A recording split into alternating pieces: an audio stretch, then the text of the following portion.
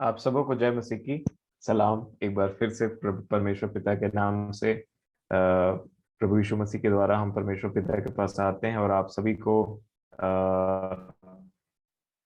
जय मसीह की मैं बोलना चाहूंगा। मसीह यीशु की जय। और आज मेरे बहुत सारे नए प्रिय हमारे बीच में हैं, इसलिए मैं परमेश्वर पिता का धन्यवाद देता हूं। आज का एक विशेष वचन जो प्रभु ने मुझे दिया, मैं इसलिए बहुत ही आनंदित और मगन हूँ इस बात के लिए। और मैं इस बात के लिए रह नहीं पाया और मैंने एंजल को मैसेज कर दिया कि आप थोड़ा फास्ट फॉरवर्ड कर दीजिए मैसेज की तरफ से। तो इसीलिए मेरे प्रियो, आप सभी का स्वागत है। मैं आपको प्रभु यीशु मसीह के नाम से प्रेम से नमस्कार बोलता हूँ। सभी को मेरे प्रिय जितने भी नए जुड़े हैं हमारे बीच में, आप सभी को मैं प्रभु यीशु मसीह के नाम से प्रेम से नमस्कार कहता हूँ। वचन जाने से पहले हम सहायता के लिए परमेश्वर पिता से प्रार्थना करेंगे।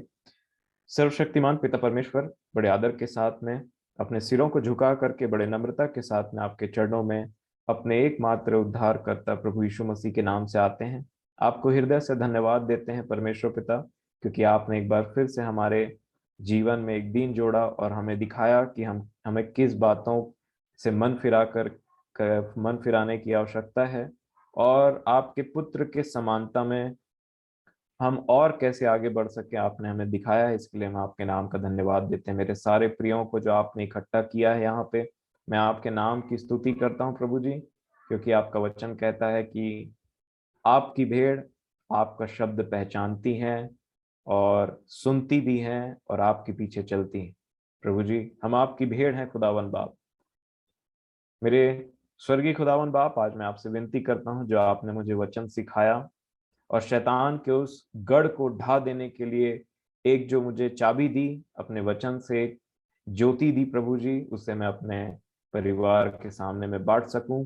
और इसलिए मैं आपसे विनती करता हूं, आप मेरी सहायता करें और सुनने वालों की सहायता करें। अपने आत्मा की अगुवाई दें प्रभु जी, हम सबको आत्मा से भरें ताकि बोलने वाले और सुनने वाले सब आपके आत्मा के अधीनता में रहें।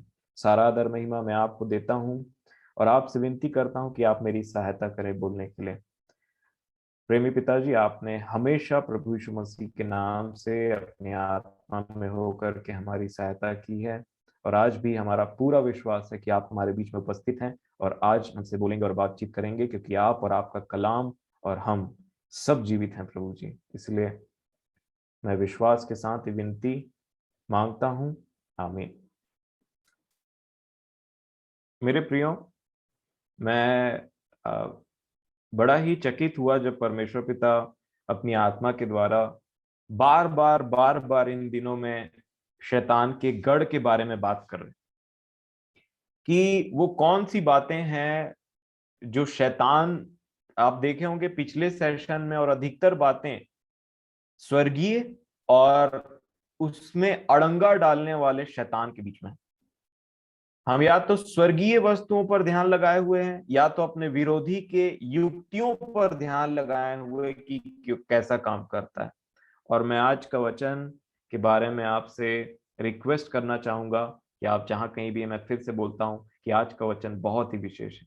अंत तक बने रहें और आज प्रभु यीशु मसीह के नाम से फिर से आप एक जयवंत, एक कुंजी को लेकर के जाएंगे जिससे प्रभु मुझे और आपको जयवंत करेंगे। मेरा 100% दावा है और इसलिए मैं परमेश्वर पिता में 100% एश्योरिटी के साथ में एक बात को लेकर के आया हूं, जो आज का विशेष वचन है। मैं फिर बोलता हूं, आप यहाँ पे यूं ही नहीं आए हैं परंतु लाए गए हैं।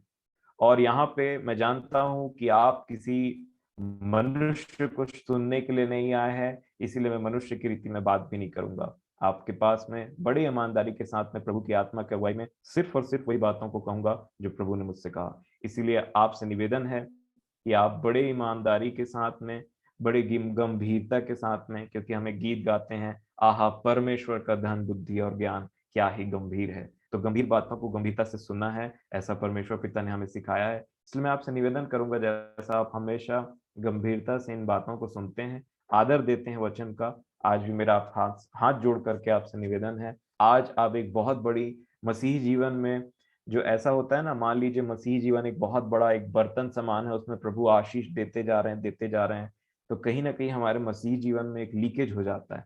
प्रभु तो भर रहे हैं, अपना काम कर रहे हैं, परंतु उस लीकेज को बंद नहीं करने की वजह से वो सारी आशीषों को जो हमने पाया है वो इफेक्टिव नहीं हो पाती और कुछ ही दिन में हम उसको लूज कर देते हैं। और इसी विषय में आज मैं और आप बात करेंगे। जब मैं विचार कर रहा था, मैंने बोला कि प्रभु, आप शैतान के बारे में इन दिनों मुझे क्यों बता रहे, और क्यों उन बातों को मुझ पर प्रकट कर रहे हैं कि शैतान कैसे काम करता है, उसकी युक्तियों से अनजान मत रहो। आपका बार बार ये फोर्स दो चीजों में है, एक स्वर्गीय चीजें और स्वर्गीय वस्तुओं जिसमें हमारा ध्यान रहना चाहिए, और दूसरी बात ये कि संसार, ये जो संसार का सरदार है, यही हमें स्वर्गीय वस्तुओं तक पहुंचने से रोकता है। तो इससे लड़ना जरूरी, इसकी युक्तियों को पहचानना जरूरी है। और तब मैं आपसे निवेदन करूंगा, आप मत्ती रचित सुसमाचार 24 अध्याय निकालें। अंत के विषय में प्रभु यीशु मसीह ने एक बात कहा था जिसको मैं पहले तो नहीं समझता था, और इसमें से बहुत सारी बातों को मैं पहले भी नहीं समझता था, परंतु प्रभु ने मुझ पर प्रकट किया, और वही बातों को मैं आपके सामने में रखना चाहूंगा। मत्ती रचित सुसमाचार 24 अध्याय 24, बुक ऑफ मैथ्यू चैप्टर 24। और यहाँ पे प्रभु यीशु मसीह ने अंत के दिनों के बारे में बात किया है, जिसको मैं और आप बहुत अच्छे से देख रहे हैं आज के दिनों में होते हुए। यहाँ पे मसीह यीशु ने कहा, मैं 4 वचन से पढ़ना चाहूंगा आपके सामने, मत्ती 24 और 4। यीशु मसीह ने कहा, यीशु ने उनको उत्तर दिया, सावधान रहो, कोई तुम्हें न भरमाने पाए। ये अंत के दिनों की निशानी के बारे में जब वो बात कर रहे थे, तो सबसे पहली बातों में से एक कहा कि अंत के दिनों में बहुत सारे लोग ऐसे आएंगे, बहुत सारे प्रचारक ऐसे खड़े हो जाएंगे, बहुत सारे ऐसे लोग खड़े होंगे जो मेरे नाम से तुमको कुछ बात बोलने की कोशिश करेंगे, उनसे सावधान रहना।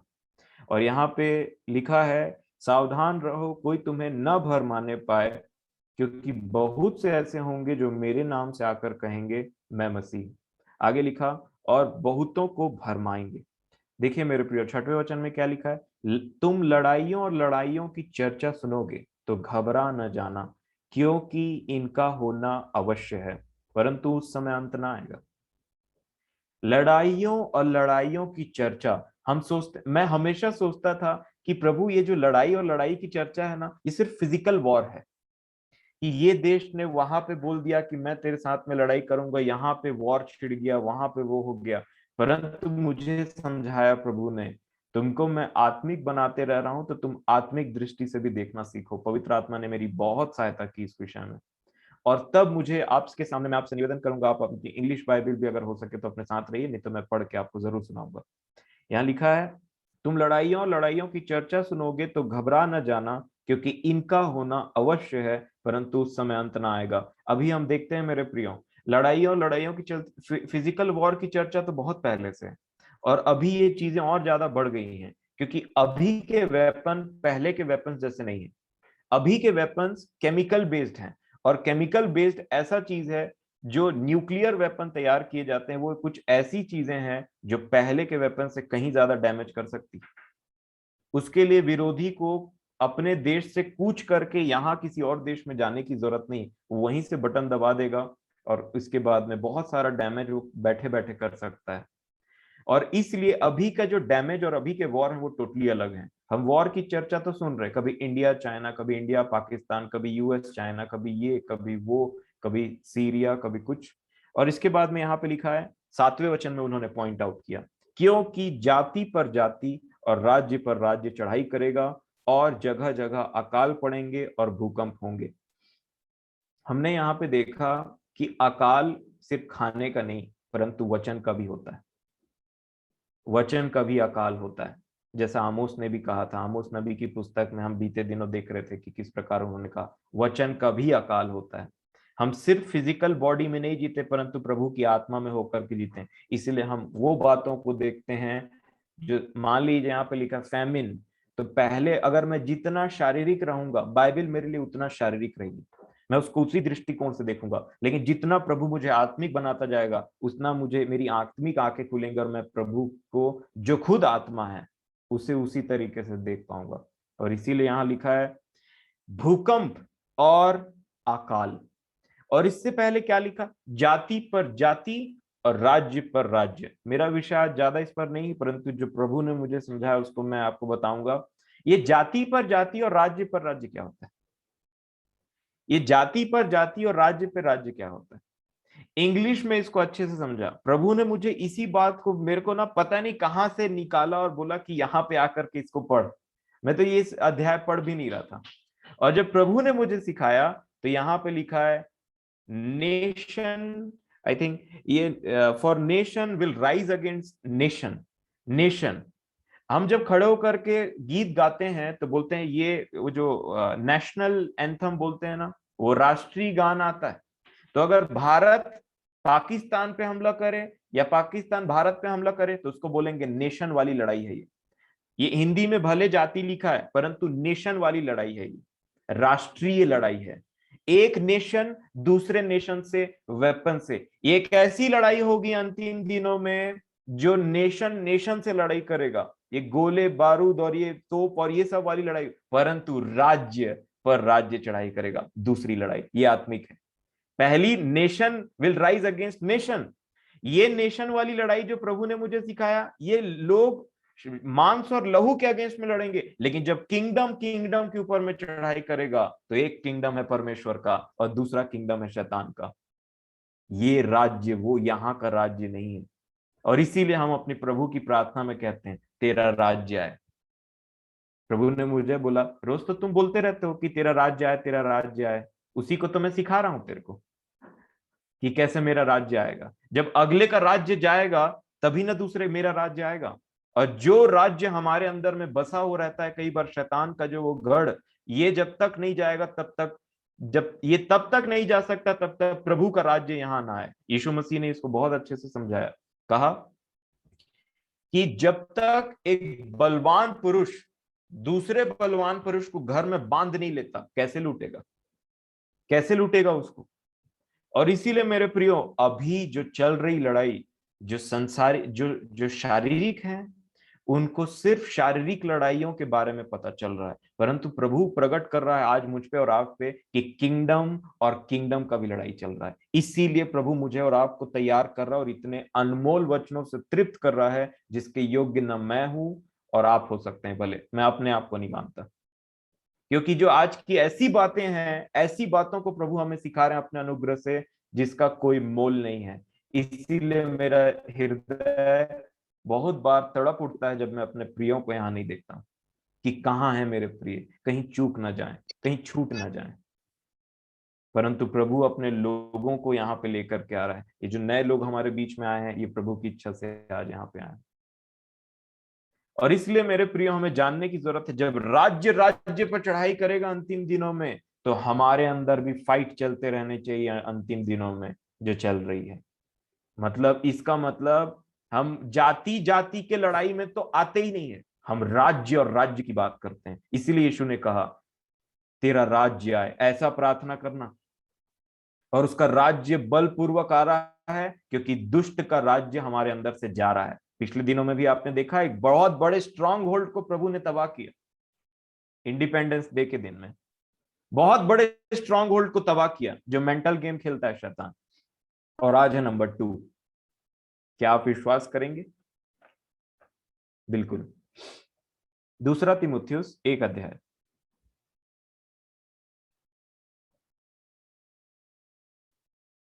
दूसरा तीमुथियुस की पत्री 1 अध्याय और उसके 7वें वचन में हम जानते हैं गलातियों की पुस्तक 5:22 में भी आत्मा के फलों के विषय में बताया। आत्मा के फल जो फर्दर उसको डिवाइड किया गया है ऐसा लिखा है। उसमें से एक ऐसा फल है जो बहुत मसीही चूक कर जाते हैं जिसमें, और मैं ये प्रभु ने मुझ पर प्रकट किया, मतलब आज हमारे सब की आवश्यकता है ये। और ये जो फल के मिसिंग होने से, ये जो आत्मा का जो फल है इसके मिसिंग होने से शैतान हम पर बलवंत होता है, और आज ये पूरी पृथ्वी पर वो ये चीज को प्रैक्टिस करवा रहा है जो प्रभु ने मुझ पर प्रकट किया। दूसरा तीमुथियुस 1 अध्याय 7 वचन में ऐसा लिखा है, क्योंकि परमेश्वर ने हमें भय की नहीं पर सामर्थ और प्रेम और संयम। ये जो सामर्थ की बात है हम बहुत अच्छे से जानते हैं, ये जो प्रेम की बात है हम बहुत अच्छे से जानते हैं, पर संयम, सेल्फ कंट्रोल, सेल्फ कंट्रोल में बहुत बहुत ज्यादा प्रॉब्लम में फंसा हुआ है आज मेरा परिवार, क्योंकि प्रभु ने दिखाया, इसका मतलब मैं श्योर हूं। और इसीलिए आज हमको प्रभु इन बातों से निकालेंगे, और इसलिए मैं बहुत ही श्योर हूं इस विषय में। और लिखा है, क्योंकि परमेश्वर ने हमें भय की नहीं परंतु प्रेम, सामर्थ और संयम की आत्मा दी, सेल्फ कंट्रोल। आत्मा के 9 फल, आत्मा के फल के विषय में भी ऐसा लिखा है, प्रेम, धीरज, प्रेम, आनंद, शांति, धीरज, कृपा, भलाई, विश्वास, नम्रता और संयम। संयम लास्ट में आता है ना, इसीलिए हमारे जीवन में भी कभी कभी संयम लास्ट हो जाता है। परंतु आज मेरे प्रियो, ये सेल्फ कंट्रोल इतना इंपॉर्टेंट है कि इसके वजह से कोई आपके जीवन में जो विरोधी है हमारा, वो आना जाना बड़ी आसानी से कर लेता है, सेल्फ कंट्रोल नहीं होने की वजह से। और आइए इसके लिए इसको समझने के लिए एक दूसरे बहुत ही अनमोल वचन को पढ़ें, और वो है पहला कुरिन्थियों और उसका 9 अध्याय, उसका 24 वचन। पहला कुरिन्थियों 9 अध्याय 24 वचन से। यहां पे पौलुस ने कुरिन्थियों की कलीसिया को लिखते लिखते एक बहुत बड़ी बात का प्रकाशन दिया। मैं पढ़ लूंगा पहला कुरिन्थियों 9 का 24 से 27। 24 में ऐसा लिखा है, क्या तुम नहीं जानते कि दौड़ में तो दौड़ते सब ही हैं, सब दौड़ते हैं, चुने हुए बहुत बहुत बुलाए हुए बहुत हैं परंतु चुने हुए थोड़े हैं। यहां पे पौलुस ने कहा, क्या तुम नहीं जानते कि दौड़ में तो दौड़ते सब ही हैं परंतु इनाम एक ही ले जाता है। तुम वैसा ही दौड़ो कि जीतो, वैसा ही दौड़ो कि जीतो। ये कोई नॉर्मल दौड़ नहीं है कि रेस है, स्कूल में कंपटीशन है तो टीचर ने पीछे से पुश कर दिया, पहुंच गया, फिर बोले मैं भी दौड़ूंगा यहाँ पे। ठीक है, वो बोल रहे हैं, भीड़ बढ़ाने के लिए दौड़ लेते हैं, कई बार मैराथन में ऐसी होता है, भीड़ बढ़ाने के लिए दौड़ लेते हैं। परंतु जो ओलंपिक में दौड़ता है वो ट्रेनिंग वाला रहता है, वो भीड़ बढ़ाने के लिए नहीं जाता वहां पे। उसने बहुत मेहनत किया है और वो ऐसा ही दौड़ने की कोशिश करता है, या जो भी गेम खेलता है उसमें ऐसा ही गेम खेलने की कोशिश करता है जिससे वो जीते। हारने की बात नहीं है, डिस्क्वालीफाई की बात नहीं मेरे प्रियो। इसीलिए मसीही जीवन में बहुत से लोग जो कहते हैं कि हम यीशु को पहचानते हैं, वो उस चीज में तो चल रहे हैं। लिखा है दौड़ में तो सब दौड़ते हैं। आज दुनिया का सबसे बड़ा जो जाति है वो क्रिश्चियनिटी है। इसका मतलब क्या सब स्वर्ग में पहुंच जाएंगे? इसीलिए यहां पे लिखा है, आगे क्या लिखा है, ऐसा ही दौड़ो कि जीतो, नहीं तो दौड़ने का क्या फायदा। ऐसा ही दौड़ो कि जीतो, या तो स्वर्ग या तो नरक। वो इसको आप पैराफ्रेज कर सकते हैं, दूसरे शब्दों में आप ऐसा समझ सकते हैं, या तो स्वर्ग या तो नरक। ये इतना गंभीर बात है, पौलुस ने यहां लिख दिया। और आगे 25 वचन में क्या लिखा है, हर एक पहलवान, इंग्लिश में एथलीट लिखा है, एथलीट। और आप सब वाकिफ होंगे अभी ओलंपिक्स का जो गेम चल रहा है, तो यहाँ पे 25 वचन में क्या, मेरे ख्याल से खत्म हो गया शायद ओलंपिक्स का, परंतु अभी था थोड़े दिनों पहले। तो 25 वचन में ऐसा लिखा है, हर एक पहलवान सब प्रकार का संयम करता है। मार्क, यहाँ पे मार्क कर लीजिए, लिखा है संयम करता है पहलवान या एथलीट। वे तो एक मुरझाने वाले मुकुट को पाने के लिए यह सब करते हैं, परंतु हम तो उस मुकुट के लिए करते हैं जो मुरझाने का नहीं। मेरे प्रियो, बाइबल हमको एथलीट के विषय में देखने के लिए बोलती कि एक बार देखो उसको, एक बार एथलीट के संयम को देखो। किस किस चीज में संयम करता है एथलीट? जब एक अच्छा, एक तगड़ा एथलीट जो सिर्फ जीतने के लिए वो रेस में या किसी भी कंपटीशन में भाग ले रहा है, वो हमेशा इस चीज के लिए उसका संयम कैसे रहता है, खाने पे संयम, सोने पे संयम, कहीं घूमने पे संयम, पूरी दुनिया से कट ऑफ हो जाता है। आज आप देख रहे हैं जो गोल्ड मेडल लेकर के आया है, हमारे देश का नाम ऊंचा किया है, वो मिस्टर नीरज चोपड़ा ने। भाई आप उनको नॉर्मल टाइम में नहीं देखते होंगे कि वहां पे वो चाट खा रहा है और उसके बाद में वहां पे वो घूम रहा है, वहां पे वो पिक्चर देखने के लिए गया, वहां वो मिलेगा ही नहीं, संसार से गायब था, वो ट्रेनिंग कर रहा था, ट्रेनिंग कर रहा था। और जो लोग संसार से गायब होकर के ऊपर की ट्रेनिंग कर रहे हैं, उनको एक दिन प्रभु एक ऐसा क्राउन देगा जो कभी मुरझाने का नहीं। जी हाँ मेरे प्रियो, या तो संसार के हो जाओ या तो संसार से अलग हो जाओ। और मेरे प्रियो, सोचिए किस प्रकार का संयम करता है एथलीट। उसको अच्छा खाने का, आप उसके सामने में बहुत अच्छा अच्छा खाने के लिए रख दीजिए, परंतु बोलेगा मेरा आज का डाइट यही पूरा हुआ 2-3 रोटी खाने के बाद। उसके बाद में आप बोल दीजिए आज एक अच्छा कुछ टेलीविजन में या मोबाइल में देख ले, बोलेगा मेरा सोने का समय हो गया। आप उसको कुछ चीज और बोल दीजिए, यहां घूम करके आएंगे, बोलेगा मेरे ट्रेनिंग का समय हो गया। और लोगों को बड़े ही आपसे बोलेगा मैं ट्रेनिंग कर रहा हूं ओलंपिक के लिए, because I am athlete, I am an athlete. मेरे प्रियो, हमको बाइबल बोलती तुम उस एथलीट के समान में हो जिसे हर प्रकार का संयम करना जरूरी है। बात ही नहीं आती सेल्फ कंट्रोल लूज करने की, और यहीं पे आज बहुत से लोग फेल हैं। मुझे प्रभु ने मेरे जीवन के लिए दिखाया तो मैं अपने जीवन के लिए बोलता हूं, और आपके पास ये पहुंच रहा है तो आप समझ लीजिए कि क्यों पहुंच रहा है। और इसीलिए मेरे प्रियो यहां लिखा है 25 वचन में, हर एक पहलवान सब प्रकार का संयम करता है, वे तो एक मुरझाने वाले मुकुट को पाने के लिए ये सब करते हैं, परंतु हम तो उस मुकुट के लिए करते हैं जो मुरझाने का नहीं। इसलिए मैं तो इसी रीति से दौड़ता हूं।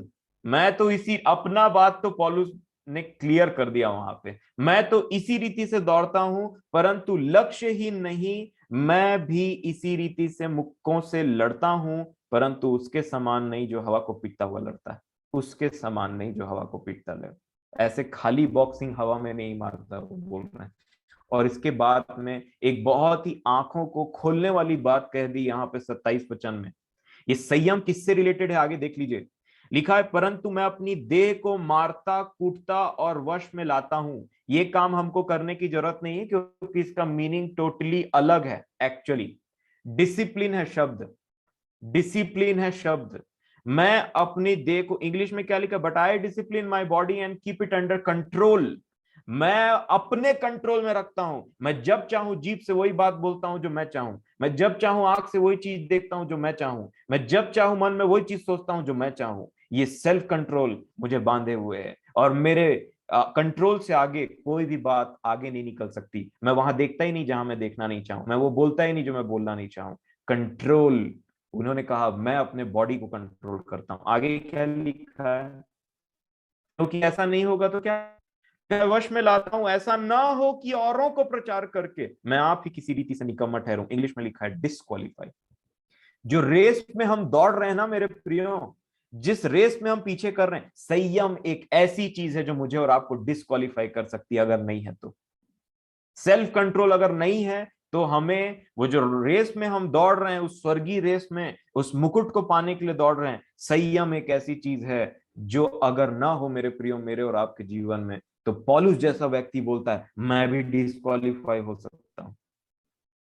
और पौलुस ने अपने दिमाग में एक हाई स्टैंडर्ड बना करके रखा था कि जो मैं डिसिप्लिन बनाऊंगा मेरा बॉडी उसको फॉलो करेगा, मैं बॉडी को फॉलो नहीं करूंगा। इसीलिए वो व्यक्ति बोलता है आगे चल करके एक कलीसिया को लिखते हुए कि शरीर के अनुसार जियोगे तो मरोगे, परंतु आत्मा के अनुसार जियोगे तो जीवित रहो। आत्मा से शरीर की क्रियाओं को मारो। जब तक आत्मा नहीं था तब तक प्रभु यीशु मसीह ने वहां पे कहा अपने चेलों के लिए, आत्मा तो तैयार है परंतु शरीर दुर्बल है।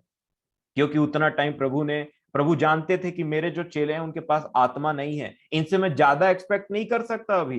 परंतु प्रभु यीशु मसीह ने कहा, ऐसे फूका अपने चेलों के ऊपर, मैं बोला पवित्र आत्मा लो। और वो जो फूक था वो विश्वास के द्वारा प्रेरितों के काम में बवंडर बन करके आया। आप देख सकते हैं यीशु मसीह के फूक में कैसे आया था।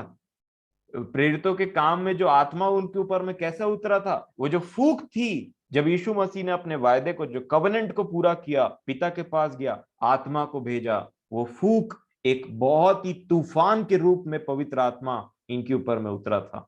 और जब इनके ऊपर में आत्मा उतरा तब इस शरीर के अनुसार नहीं जीते थे। और इसी प्रकार आज प्रभु मेरे और आपसे कहते हैं, इतना नीचे आकर के हमारे हमारे बीच में होकर के वो महान परमेश्वर मुझे और आपसे कहते हैं कि सेल्फ कंट्रोल की जरूरत है, नहीं तो डिस्क्वालीफाई हो जाओगे। सेल्फ कंट्रोल की जरूरत है, नहीं तो डिस्क्वालीफाई हो जाओगे। और इसीलिए मेरे प्रियो, आज हम देखते हैं प्रभु ने जो मुझे सिखाया वो ये है कि सेल्फ कंट्रोल के होने नहीं होने के वजह से शैतान हम पे पूरा पूरा अधिकार जमा करके रखे रहता है। आप देखिए कई बार ऐसा होता है, हम गुस्सा करना नहीं चाहते परंतु गुस्सा कर देते हैं। हर हम कोई चीज देखना नहीं चाहते परंतु उन चीजों को देख लेते हैं। हम कोई चीज बोलना नहीं चाहते, हम उन चीजों को बोल देते हैं। हम कोई चीज सुनना नहीं चाहते, हम उन चीजों को सुन लेते हैं। हम कोई चीज एक लिमिट से ज्यादा नहीं खाना चाहते, परंतु एक समय आता है कि हमारा खुद पे खाने पर कंट्रोल नहीं रहता। हम मोबाइल को एक समय से ज्यादा नहीं चलाना चाहते, परंतु समय ऐसे पार हो जाता है और बोलते हैं हमको तो पता नहीं चला समय कितना पार हो गया। एक मनुष्य, आप देखे होंगे लोग मोटरसाइकिल कैसे चलाते हैं, कार कैसे चलाते हैं रोड में। कई बार एक्सीडेंट होने का रीजन क्या होता है? कंट्रोल नहीं है और उतना भगा रहे हैं जोर से। कंट्रोल नहीं है और उतना जोर से भगा रहे हैं, उतना स्पीड में। क्योंकि बोलते हैं ना कई बार, कैसे गिर गया भाई? अरे कंट्रोल नहीं कर पाया, self control was missing, self control नहीं था। कई बार देखिए हमारे जो छोटे छोटे हम जो ना छेद बनाते हैं ना, प्रभु को जो आशीष देता है उन बर्तनों में, उससे वो आशीष निकलते जाते हैं, और वो है सेल्फ कंट्रोल मेरे प्रियो, वो है सेल्फ कंट्रोल। मेरे प्रियो, आप देखिए कि किस प्रकार ये छोटी छोटी बातें हमारे जीवन में ऐसे हो जाती है ना, कि कई बार आप देखेंगे कि कई लोग बोलते हैं मेरे से नमक ज्यादा चले जाता है खाने में। एक दो बार समझ में आता है, लेकिन हर एक बार नमक ज्यादा आ रहा है मतलब हाथ में सेल्फ कंट्रोल नहीं। कई बार लोग बोलते हैं मेरे से तेल ज्यादा चले जाता है खाने में। एक दो बार समझ में आता है, लेकिन हर बार चले जा रहा है तो सेल्फ कंट्रोल नहीं है। हर एक बातों में सेल्फ कंट्रोल की बात आती है मेरे प्रियो, और उस सेल्फ कंट्रोल के नहीं होने की वजह से कहीं ना कहीं हमारा एक्सीडेंट होता है। और प्रभु बार बार हमें सिखाना चाहते हैं कि आत्मा का एक बहुत ही विशेष फल के बारे में, सेल्फ कंट्रोल, संयम। संयम। कुछ गॉसिप हो रहा है, हमको पता है हमको नहीं सुनना है, परंतु बोलते हैं, देखते हैं ना क्या बात करता है अगला उसके बारे में। थोड़ा इंफॉर्मेशन लेना चाहिए, संसार में है तो थोड़ा सुन लो क्या चल रहा है बात यहाँ पे। हाँ, जबकि हमको पता है वो बातें हमारे अंदर में जाकर के हमारे दिमाग को करप्ट कर देंगी, फिर हम वही बात कहीं ना कहीं निकाल देंगे। अगर सुनने में कंट्रोल नहीं है तो बोलने में कहां से कंट्रोल होगा? अगर देखने में कंट्रोल नहीं है तो बोलने में कहां से कंट्रोल होगा? ये छोटी छोटी, आपने देखा है महिलाएं यहाँ पे माता बहनें बैठी हुई हैं, चोटी बनाती हैं। चोटी बनाते हैं ना, चोटी, है ना, मिष्टी हमारी बहुत अच्छा चोटी बना करके बैठी हुई। चोटी बनाने से आपने देखा है कि आप बाल में एक क्लिप लगाते हो या कुछ चीज ऐसा लगाते हो, और वो एक क्लिप खोलता है ना तो धीरे धीरे धीरे धीरे पूरा बाल ऐसे ऐसे करके खुलने लगता है। सेल्फ कंट्रोल वो चीज है। हमने एक चीज में कंट्रोल खोया, धीरे धीरे धीरे सब चीजों में कंट्रोल खुलने लगता है। दूसरा एग्जाम्पल जो प्रभु ने मुझे सिखाया, आपने देखा, हम कई बार आप ऐसे नलों से मिलेंगे, नल बोलते हैं ना, नल, टैप। कई बार आप ऐसे नलों से मिलेंगे, आपको पूरा उसको टाइट कर दीजिए फिर भी टप टप टप टप ऐसे कर रहा है।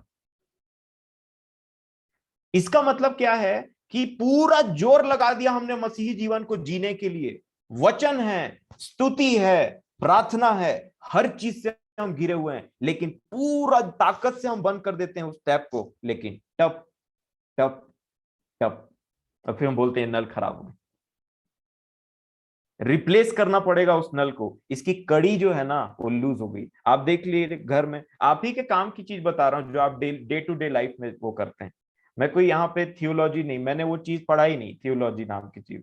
तो जो प्रैक्टिकल में मैंने देखा, कई बार वो होता है ना, वो जैम वाला नहीं रहता ढक्कन, ऐसे वाला, उसको आप ऐसे बंद करेंगे, आप टाइट करते हैं फिर खुल जाता है, टाइट करते हैं फिर खुल जाता है, कर तो रहे हैं टाइट, खुल जा रहा है। मतलब क्या है? आपका पूरा ताकत, फोर्स वहां पे लगा हुआ है, परंतु उसमें कंट्रोल नहीं होने की वजह से आत्मिक जीवन उतना इफेक्टिव नहीं हो पा रहा। आत्मिक जीवन उतना इफेक्टिव नहीं हो पा रहा। आज लॉकडाउन आया तो प्रभु ने वचनों से लबालब भर दिया हमको, परंतु उसको वचन को पाने के बाद में शैतान ने क्या किया? लॉकडाउन है बोल के बोला थोड़ा आज ज्यादा सो जा, कुछ नहीं होता है, वर्क फ्रॉम होम है ना, सो जा, थोड़ा सा बाहर से खाना ऑर्डर कर ले और ये खा ले, कभी वो खा ले। उस खाने की वजह से प्रार्थना जीवन ठप। कई बार लोग गले तक खाना खा लेते हैं, उसके बाद ना आवाज निकलता है और ना ही बैठने की शक्ति रहती है। मैं हमेशा नहीं, मैं किसी को पॉइंट आउट नहीं कर रहा हूं, मैं तो अपने जीवन की बात कर रहा हूं। मैं हमेशा अपनी बहन को बोला करता हूं कि छोटी, मेरी मम्मी क्योंकि बहुत सेल्फ कंट्रोल वाली है, और प्रभु शायद बहुत पहले से मुझे सिखाना चाह रहे थे पर मैं सीखा नहीं। आज उन्होंने छड़ी मार करके आंखों को खोला, और मैं अपनी मम्मी को देखता हूं तो खाने में कंट्रोल, सोने में कंट्रोल, हर चीज में कंट्रोल वाली है। इसीलिए देखिएगा, आप कभी मेरी फैमिली फोटो को देखिएगा, हम तीन अलग दिखते हैं और मम्मी अलग दिखाई देती। और इसीलिए मेरे प्रियो, मैं आपको बताना चाह रहा हूं कि हमारा कई बार न खाने पे कंट्रोल है, न सोने पे कंट्रोल है, इसीलिए कई बार विचारों में भी कंट्रोल नहीं हो पाता है। हम सोचना तो वैसा नहीं चाहते हैं, परंतु वो अपने आप इनफिल्ट्रेट हो जाता है। वो फिल्टर इतना छेद वाला हो गया है कि उसमें कुछ भी निकल करके नीचे आ जाता है। हम बोलते हैं प्रभु ऐसा तो मैं नहीं सोचता हूं, ऐसा तो मैं नहीं करना चाहता, मैं तो दूसरों को माफ करना चाहता हूं, परंतु माफ कैसे नहीं हो रहा है? प्रभु ने मुझे बताया तूने सेल्फ कंट्रोल लूज कर दिया है, और उसको सुधारने का समय है मेरे प्रियो। खाने में सेल्फ कंट्रोल नहीं, सोने में सेल्फ कंट्रोल नहीं, देखने में सेल्फ कंट्रोल नहीं, मोबाइल चलाने में सेल्फ कंट्रोल नहीं, किसी चीज में देख लीजिए आप अपने अपने जीवन में। मुझे प्रभु ने तो बहुत डांटा और मेरे को बहुत सारी चीजों के विषय में दिखाया, और तब मैंने बहुत पहले निर्णय ले लिया कि प्रभु मुझे सेल्फ कंट्रोल वापस चाहिए। आपने छोटे बच्चों को देखा है जो बिस्तर में सोते सोते पेशाब कर देते हैं, यूरिन कर देते हैं, क्योंकि उनको कंट्रोल नहीं रहता है उस चीज पर। छोटे बच्चों की ये आदत रहती है, क्योंकि जो स्फिंक्टर काम करता है ना, जो मसल वहां पे काम करता है, वो इतना स्ट्रांग नहीं है कि उनके जो ब्लैडर है उनको रोक सके। मैं तो इन सब चीजों को पढ़ाता हूँ, मेरा तो सब्जेक्ट है ये। जो यूरिनरी ब्लैडर रहता है, उसके बाद में जो यूरिनरी स्फिंक्टर्स रहते हैं, एक्सटर्नल और इंटरनल स्फिंक्टर। स्फिंक्टर बोलने से वो मांसपेशी जो वहां पे उस चीज को होल्ड करके रखते हैं यूरिन को, क्योंकि बड़ों में ऐसा नहीं पाया जाता है। बड़े जब चाहे उस चीज को कंट्रोल कर सकते हैं, जब चाहे उस चीज को रिलीज कर सकते हैं, उनका एक पावर रहता है, उनको बोला जाता है कंट्रोल। लेकिन बच्चों में वो नहीं रहता, और बाइबल बच्चों को एक अलग तरीके से डिफाइन करती है, जो मसीह में बालक हैं, मतलब जो सयाने नहीं हो पाए हैं, इसीलिए कोई चीज बिना कंट्रोल के रिलीज हो रहा है। चाहे वो विचार हो, चाहे वो काम हो जो आप नहीं करना। सेल्फ कंट्रोल बोलने से शैतान हमारे जीवन में किस तरीके से आज गढ़ बनाए हुए है, उसको आप एक तरह समझ लीजिए। आप जो चीज करना नहीं चाह रहे हैं वो आपसे हो रहा है, वही है सेल्फ कंट्रोल का ना होना। आप गुस्सा करना नहीं चाहते हैं, गुस्सा हो गया, उसके बाद भले आप बोलते हैं कि अरे मेरे को माफ कर देना, गुस्सा नहीं करना चाह रहा था, पर पता नहीं कैसे कैसे शब्द निकल गए, उतना टाइम कंट्रोल नहीं था।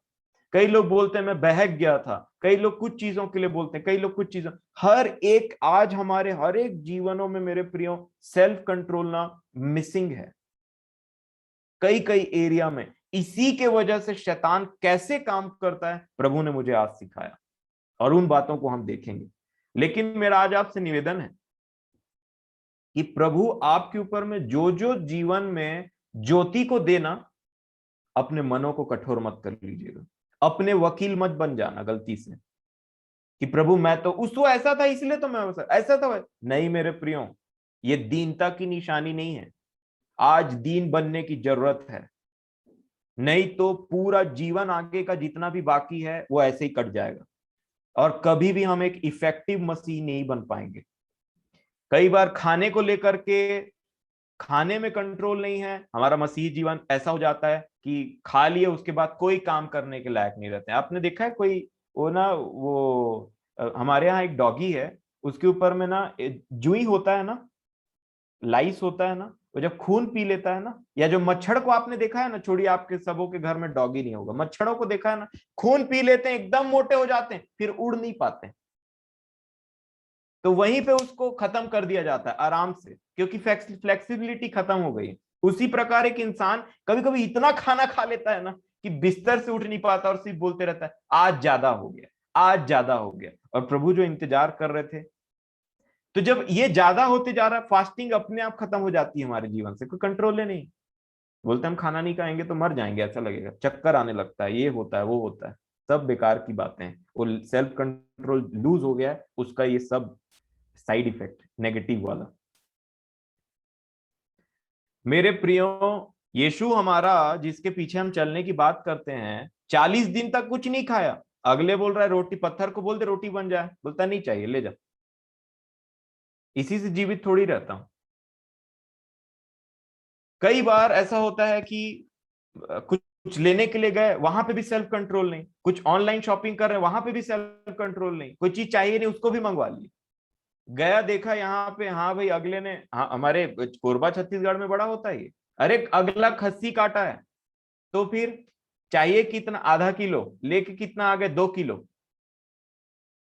मछली 3.5 किलो क्यों लेके आ गए भाई आज आप? अरे अच्छा दिख रहा था, तो अच्छा दिख रहा था तो हमारा कोई कंट्रोल नहीं उसके ऊपर में। आप देखिए एक चीज को, कई बार लोग नॉन वेज नहीं खाते ना, तो नॉन वेज उनको बुलाता है, आजा 3 दिन हो गया मछली नहीं खाया, तो एक दूसरे को बोलते रहते हैं कितना दिन से हम मछली नहीं खाया ना, वो मछली बुला रहा है अगले को, आजा। मटन बुला रहा है अगले को, आजा। डोमिनोज का पिज्जा बुला रहा है किसी को, आजा। क्योंकि हमने अपना कंट्रोल उसके हाथ में दे दिया है। मेरे प्रियो में बहुत भयानक बात और हमारे मसीही जीवन को खोखला करने वाली बात है। वैसी कई बार देखिए, मैं नहीं बोलता कि आप नॉनवेज मत खाइए, आपको जो खाना है खाइए, परंतु एक बात याद रखिए, आपका हर चीज में कंट्रोल होना चाहिए, हर चीज में कंट्रोल होना चाहिए। कोई चीज ऐसी नहीं होना चाहिए जो आप नहीं करना चाह रहे हैं वो आप कर रहे हैं। कई बार मोबाइल चलाते टाइम ऐसे होता है, मोबाइल एक बहुत अच्छा डिवाइस है परमेश्वर के कलाम को शेयर करने के लिए, मीटिंग का इंफॉर्मेशन वहां मिलता है।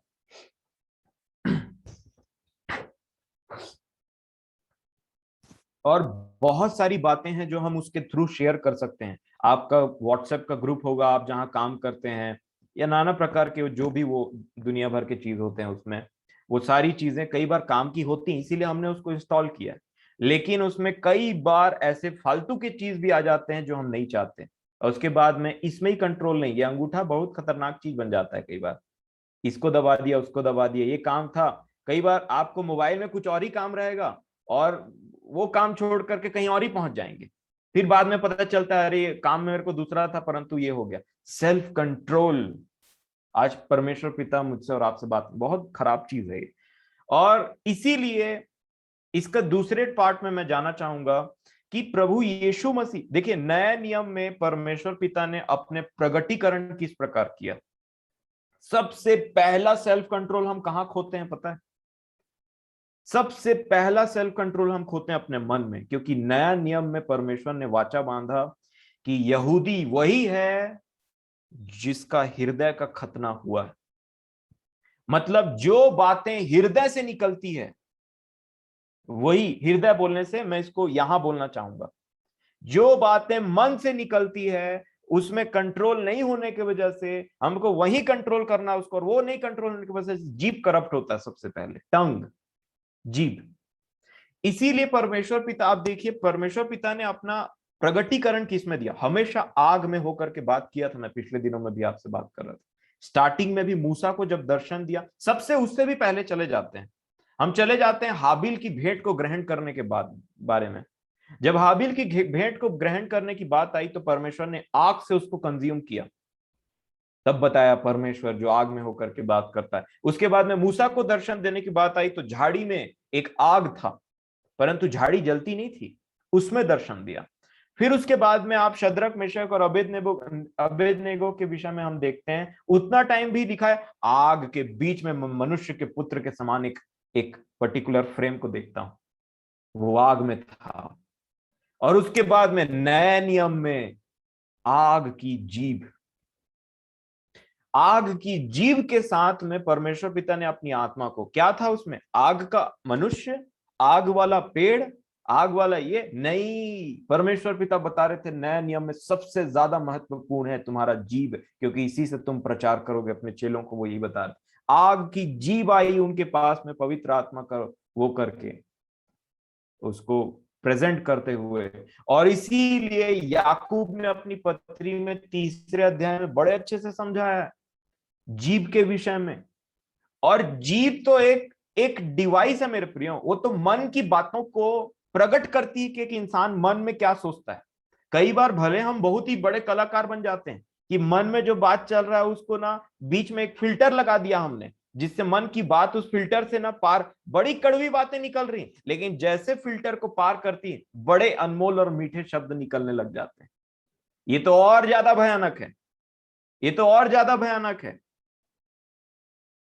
जीभ एक बहुत ही इंपॉर्टेंट चीज है। छली जीभ के विषय में क्या लिखा है, अगर आप भजन संहिता की पुस्तक निकालेंगे, भजन संहिता 50 के किसी अध्याय में, भजन संहिता 50 तक आ जाइए, इसके लिए मैं श्योर। 52, भजन संहिता 52 अध्याय और दूसरा वचन। दोएग नामक एक व्यक्ति था, आपको याद होगा जब शाऊल, दाऊद और दोएग, हमने पिछले दिनों अध्ययन किया है दूसरे शमूएल में, चलिए कोई बात नहीं। भजन संहिता 52 का 2 क्या लिखते हैं वो, ध्यान से पढ़िएगा, ध्यान से सुनेंगे। तेरी जीभ केवल दुष्टता गढ़ती है, सान धरे हुए उस्तरे के समान वह छल का काम करती। उस्तरा जानते हैं, हमने देखा होगा ना कि कैसे वो जो नाई था, अभी के टाइम में तो ज्यादा नहीं परंतु पहले जब मैं छोटा था तब मैं बाल कटाने के लिए जाता था, तो मैंने देखा करता था कि वो उस्तरा रहता था उसके हाथ में, और जब वो उस उस्तरे को यहां चलाते रहता था ना, तो मैं सांस रोक करके ऐसे बैठे रहता था, क्योंकि मेरे को पता था मैं हिला तो मेरा गया इतना। वो उस्तरा जिसके विषय में बोलता, वो बकायदा वो नाई बोला करता था कि ना सिर को ऐसे रखना नहीं तो कट जाएगा, और डराता था। तो मैं और डर के मारे में आराम से बैठे रहता था ऐसे करके, कि कहीं गलती से ऐसे किया तो कान मत उड़ जाए, कभी ऐसे मत हो जाए, कभी यहां कट मत हो जाए, क्योंकि आप शांति से भी बैठे रहेंगे और वो शांति से भी काट रहा है ना, तो थोड़ा सा कभी कभी कट जाता है, तो बेचारा डिटॉल लगाता था, नर्स का काम करता है वो भी।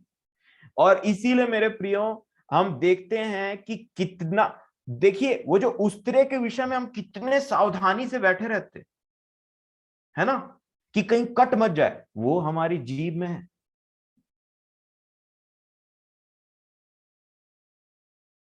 डिसीटफुल टंग ऐसा लिखा है, वो हमारे जीभ में है मेरे प्रियो। हमारा जीभ वैसा भी काम कर सकता है, क्योंकि बाइबल में लिखा है एक छली जीभ है जो उस्तरे के समान कटपीट करते रहती। सोचिए, आपने देखा होगा ना कई बार उसको लेकर के लोग घूमते हैं ऐसे मारने के लिए, डराते हैं लोगों को, पैसा निकालो नहीं तो हम काट देंगे, ऐसे करके बोलते हैं, और लोग डरते हैं, क्योंकि वो डरने वाली चीज भी बहुत खराब वेपन है वो, डायरेक्ट उससे गला को टारगेट करते हैं कई लोग। और इसीलिए मेरे प्रियो, वो जीभ, छली जीभ के विषय में क्या लिखा है, वो तुम्हारा जीभ जो है ना उस तरह के समान काम कर सकता है अगर वो छली है तो। दूसरी बात क्या लिखा है, जो एक ऐसा जीव भी है जिसके बोलने से जीवन के वृक्ष लगते हैं, जीवन के वृक्ष लगते हैं। बुद्धिमान के बोलने से बुद्धिमानों को आशीष मिलती है, लोगों को आशीष मिलती है, परंतु एक ऐसा छली जीव है, आपने देखा है कई बार हमको, हमारे हमारे संबंध लोगों के साथ बड़े अच्छे लगते हैं, परंतु अच्छे रहते हैं, परंतु जब हम देखते हैं कि अगला छल के साथ में इन बातों को कर रहा है, हमारा मन टूट जाता है। जब आपको पता चले कि किसी ने आपके साथ छल किया है, आप उतना टाइम 100% ठीक थे, परंतु आप किसी के साथ किसी ने आपके साथ छल किया है, तो हमारा हृदय खराब हो जाता है। दाऊद को भी कुछ ऐसा ही फील हुआ था और पवित्र आत्मा ने उसको सिखाया कि यहां ये लिख दे। फिर उन्होंने लिखा, सान चढ़े उस्तरे के समान में। मैं ब्लेड को याद कर रहा था, बहुत धार होता है, कई कई बार ऐसे चल जाता है और पता नहीं चल जाता है कटा है, अचानक से खून निकलने लगता है धीरे धीरे। इसीलिए ब्लेड को बहुत ही सावधानी से इस्तेमाल किया जाता है। और याकूब बोलते हैं अपनी पत्री में, याकूब की पत्री अगर आप 3 अध्याय निकालेंगे, याकूब याकूब की पत्री 3 अध्याय, और यहाँ पे 2 शब्द का इस्तेमाल किया याकूब ने, जो प्रभु ने मुझे सिखाया। याकूब की पत्री 3 अध्याय, मैं 1 वचन से पढ़ूंगा। हे मेरे भाइयों, तुम में से बहुत उपदेशक न बने, क्योंकि जानते हो कि हम उपदेशक और भी दोषी ठहरेंगे। इसीलिए मुझे बोलने के टाइम में बहुत ही भय के साथ में इन बातों को बोलना पड़ता है, मैं बहुत डरता हूँ एक्चुअल में, परंतु परमेश्वर पिता के कार्य के लिए इस्तेमाल, प्रभु ने जो मुझ पर अनुग्रह किया, मैं इन सब बातों को सीखूं और आपसे शेयर करूं, वो चीजों को मुझे बड़े भय के साथ बोलना पड़ता है मेरे प्रियो, बिना पक्षपात के साथ में। आगे लिखा है दूसरा वचन, इसलिए कि हम सब बहुत बार चूक जाते, और जो कोई वचन में नहीं चूकता वही तो सिद्ध मनुष्य है। यहां लिखा है वचन में नहीं चूकता, एक्चुअल में लिखा है अपना बात, उसमें उसको वचन में लिखा है। इंग्लिश में मैं पढ़ूंगा, for we all stumble in many ways and if anyone does not stumble in what he says, जो वो बोलता है, जो मैं बोलता हूं, अगर उसमें चूक ना करूं तो मैं एक परफेक्ट इंसान हूं। बाइबल परफेक्शन को ऐसे डिफाइन करती।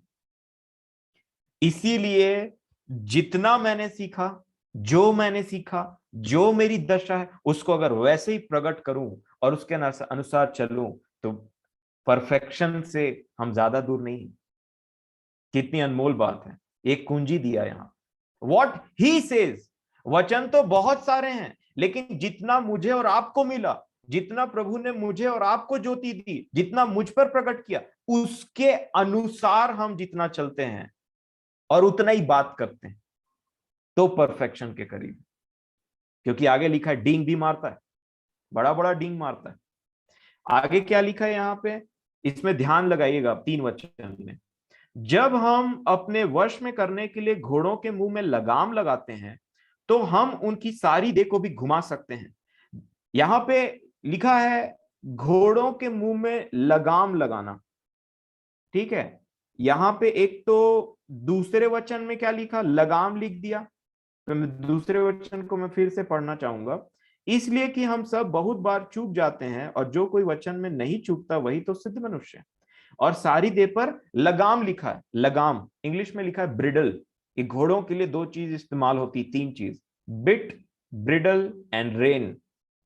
मैं भी आपको बताऊंगा, ब्रिडल बोलने से ऊपर वाला कैप रहता है, आपने देखा होगा ना, घोड़ों के मुंह में पहनाया जाता है, ये ऊपर वाला बैंड रहता है जो हेड तक जाता है। रेन बोलने से जिसको खींचते हैं तो घोड़ा अपना काम करता है, उसको रोका जा सकता है। और जो बिट रहता है वो उसके घोड़े के मुंह में डाला जाता है, उसको खींचेंगे तब उसकी असीम शक्ति जो है ना, जो बहुत ज्यादा शक्ति प्रभु ने उसके पट्टों पे दे करके रखा है। क्योंकि बाइबल ऐसा बताती, परमेश्वर ने घोड़ों को तैयार ही युद्ध के लिए किया है एक्चुअल में। इसीलिए प्रकाशित वाक्य में भी लिखा है ना, पीला घोड़ा, काला घोड़ा, लाल घोड़ा, उसी के लिए तैयार किया गया। उसकी शक्ति इतनी ज्यादा होती है कि गलती से आप उसके पीछे चलेगा और उसने एक लात मार दिया तो मैं नहीं समझता कि फिर क्या हो जाएगा। क्योंकि जब हम घोड़ों को देखते हैं तो कितना कितना पावरफुल क्रिएचर, एक क्रिएचर दिखाई देता है। वो बहुत ही पावरफुल है और बहुत सुंदर दिखाई देता है, परंतु बहुत ज्यादा ताकत रहती है। इसीलिए जो गाड़ी रहती है ना, कार वगैरह रहता है, उसमें जो उसके पावर को नापा जाता है उसको बोला जाता है बीएचपी, हॉर्स पावर में नापा जाता है उसको। सोचिए कितना ताकत उसको लिखा है। आपने गाड़ी को देखा है ना, कैसे फोर्स से गाड़ी चलते हैं, घोड़ा बहुत ज्यादा उसमें वो रहता है। लेकिन उतने बड़े घोड़े को कंट्रोल करने के लिए एक छोटा सा यहाँ लगाम लगाया जाता है। आप देख लीजिए अपने घरों में, इतना बड़ा आपका घर, बहुत संपत्ति वाले हैं तो और बड़ा घर, और उसके बाद में ताला लगा दिया, वो ताला संपत्ति को वो करता है। बड़ा वाला एसी छोटे से स्विच से कंट्रोल किया जाता है। हर बड़े चीज का, हर बड़े से चीज का एक छोटा सा कंट्रोल पॉइंट रहता है। आप देखिए वैसे ही इंसान जो इतना सारा, इतना बड़ा, इतना जो भी वर्ल्डली रूप में और या फिर आत्मिक रूप से जो बढ़ा हुआ है, उसका कंट्रोल भी उसके जीव में दिया है परमेश्वर पिता ने। इसीलिए नए नियम में प्रगटीकरण किया पवित्र आत्मा का जीव के द्वारा। एक इमेज हम देखेंगे, मैं अमन चाचा से रिक्वेस्ट करूंगा कि एक इमेज आप देखिए घोड़े के लगाम को कैसा दिखाई देता है।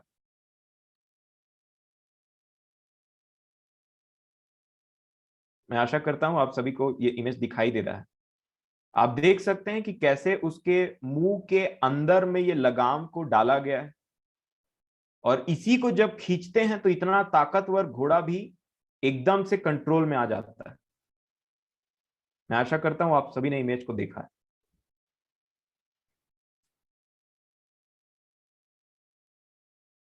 और इसीलिए मेरे प्रियो लिखा है, जहाज, इतना बड़ा जहाज है, छोटा सा कंट्रोल, इतना बड़ा जंगल है, छोटी सी चिंगारी आग लगा सकती है। और प्रभु के मैं और आप लोग, छोटा सा जीव हमें पवित्र और पवित्र बना सकता है, यीशु ने कहा। और बाइबल बार बार हमें कहती, मनुष्य अपने वचनों के द्वारा, अपने जीव के बातों के द्वारा शुद्ध, पवित्र या अपवित्र ठहरता है। तो सबसे पहले करप्ट होता है दिमाग, उसके बाद जीव में से कोई कंट्रोल हमारा रह नहीं जाता। और जब जैसे ही जीव से कंट्रोल छूटता है तो उसके बाद क्या होता है, जैसे मैंने बताया कि जैसे चोटी में से एक पिन को हटा देंगे तो धीरे धीरे बाल अपने आप खुलने लगता है।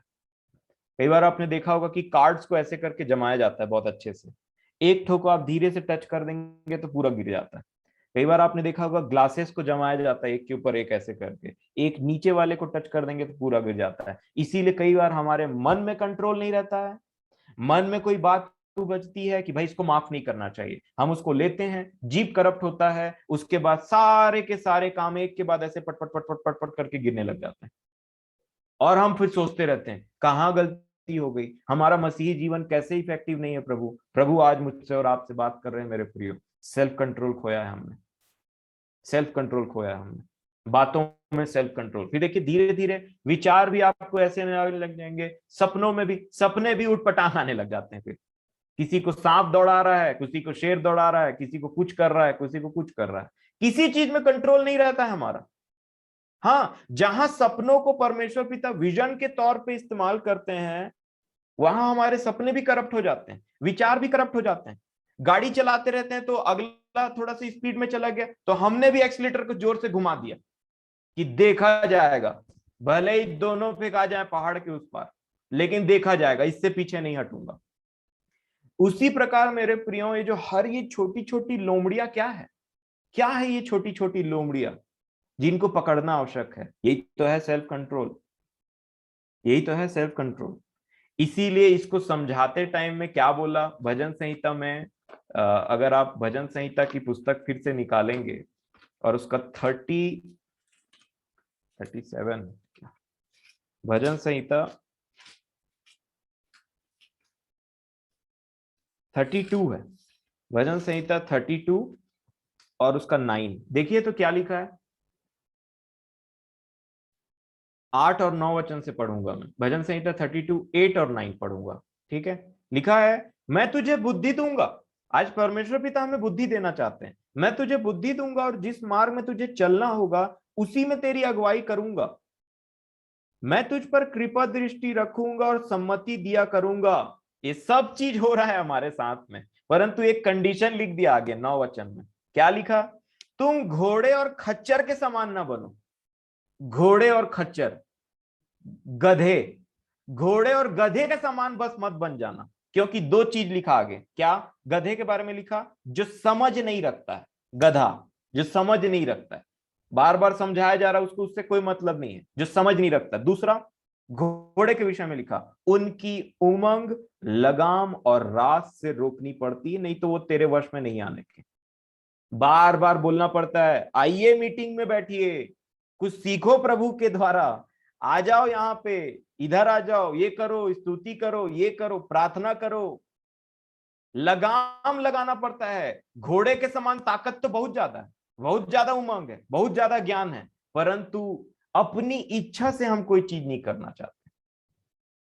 इस पे आप विचार करिए आगे। मैं अब आगे बढ़ता हूं कि शैतान के जो दड़ गढ़ हैं बने हुए हैं इसके द्वारा, ये सब चीजें सुनने में बड़ी अच्छी लग रही होंगी। अब देखते हैं शैतान इनके पीछे कैसे घुस आता है, कैसे आज उसने ये जो फूड डिलीवरी ऑर्डर और ये जो फूड डिलीवरी एप्स हैं और ये सब चीजों के द्वारा कैसे उसने हमको आलसी बना करके रख दिया है, कैसे मोबाइल के थ्रू उसने हमारा सेल्फ कंट्रोल छीन लिया है, कैसे वर्क फ्रॉम होम के थ्रू उसने हमारा कंट्रोल छीन लिया है, सोने उठने जागने बैठने बातचीत करने के ऊपर में।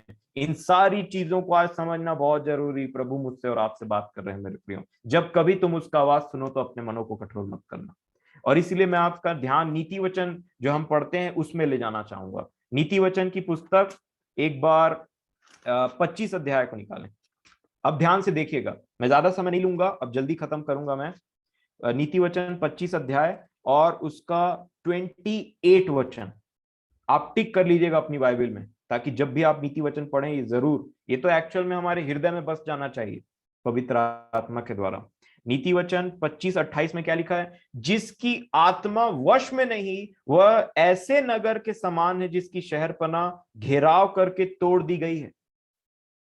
मैं फिर से पढ़ूंगा, जिसकी आत्मा वश में नहीं, मतलब सेल्फ कंट्रोल की बात लिखा है। इंग्लिश में लिखा है a man without self control. आप देख सकते हैं अपनी इंग्लिश बाइबल में, a man without self control, जिसकी आत्मा उसके वश में नहीं है। वह ऐसे नगर के समान है जिसकी शहरपनाह घेराव करके तोड़ी गई हो। अगर हम सेल्फ कंट्रोल नहीं रखते हैं तो हमारा जो घेराव है वो एक ऐसे, क्या लिखा हुआ है, एक ऐसा नगर है, मान लीजिए वो नगर में बहुत पैसे हो सकते हैं, वो नगर में बहुत धन हो सकता है, वो नगर में बहुत बुद्धि हो सकती है, वो नगर में और आप हैं, आपको बाइबल का बहुत ज्ञान हो सकता है, स्तुति बहुत करते हैं आप, प्रार्थना बहुत करते हैं आप, लेकिन जो घेराव होना चाहिए उसके चारों ओर, जो घेराव होना चाहिए, जो बाउंड्री होनी चाहिए उसके चारों ओर, वो टूटी हुई है सेल्फ कंट्रोल नहीं होने की वजह से। सेल्फ कंट्रोल नहीं होने की वजह से वो टूटी हुई है।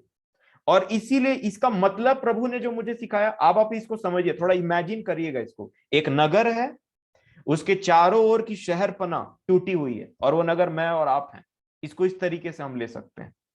और इसी को समझने के लिए और अच्छे से, ये नगर को और ये शहरपनाह है ना, जो बाउंड्री, जो हेज है, उसको आप याद रखिएगा।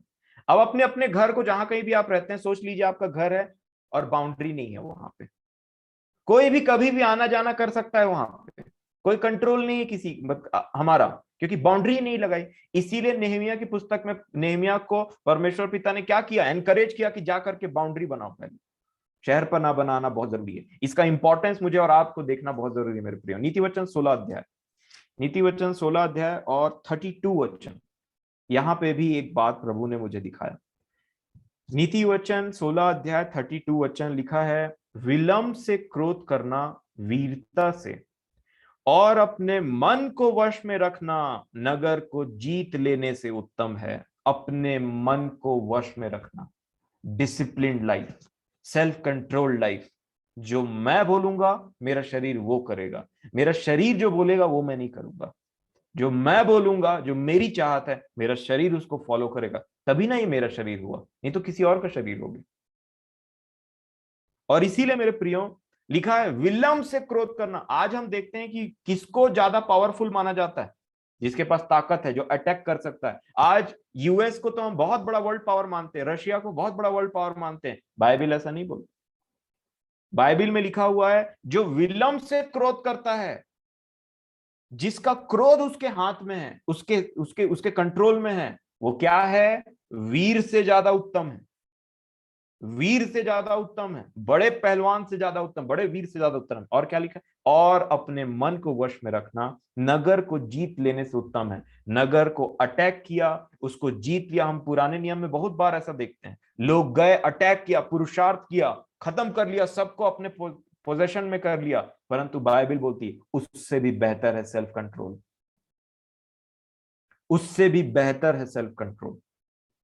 और अब मैं आपका ध्यान ले जाना चाहूंगा कि अय्यूब के टाइम में हमने देखा था, ठीक है, अय्यूब के समय में हमने देखा था। अय्यूब 1 अध्याय आप निकालिए। अय्यूब में देखा था कि शैतान क्यों काम नहीं कर रहा था अय्यूब के जीवन में, क्यों वो हेल्पलेस था अय्यूब के जीवन में काम करने के लिए, क्योंकि उसके चारों ओर बाड़ा था। और बाड़ा किसका था, सेल्फ कंट्रोल का बाड़ा था, संयम का बाड़ा था, उसके हर चीज में संयम थी। मैं आज आपको इस बात को बताऊंगा, प्रभु करे कि हम इसको बहुत ही ईमानदारी के साथ में समझे। अय्यूब 1 अध्याय और 10 वचन। शैतान के, मैं बोलना चाहूंगा कि उस पावरलेसनेस को देखिए, जहां पे उसका पावर टोटली खत्म हो गया था अय्यूब के ऊपर में। मेरे प्रियो, मैं और आप भी तो चाहेंगे कि ऐसा ही वो हमारे जीवन में करे। अय्यूब की पुस्तक 1 अध्याय 10 वचन, ये शैतान की बात है, प्रभु खुलासा कर रहे हैं इस बात का।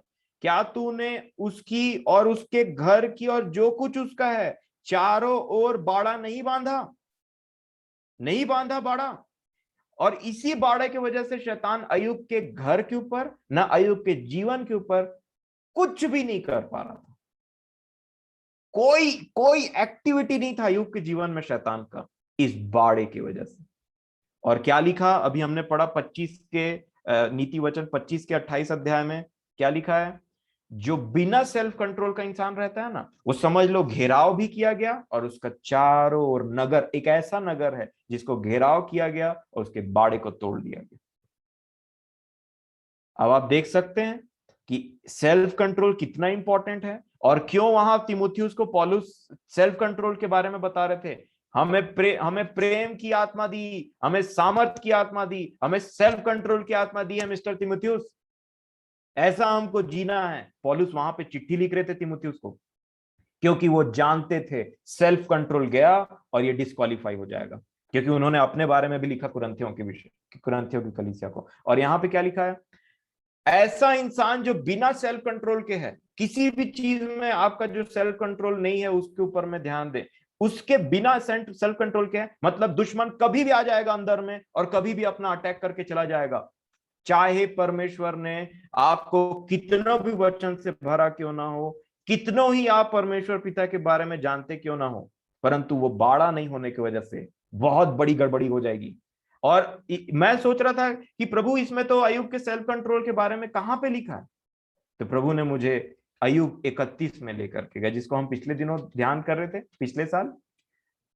अय्यूब 31, अय्यूब की पुस्तक 31 अध्याय, और पहले ही वचन में अय्यूब की वो बात ने मुझे स्ट्राइक किया कि किस प्रकार का सेल्फ कंट्रोल इन्होंने अपने जीवन में रखा था।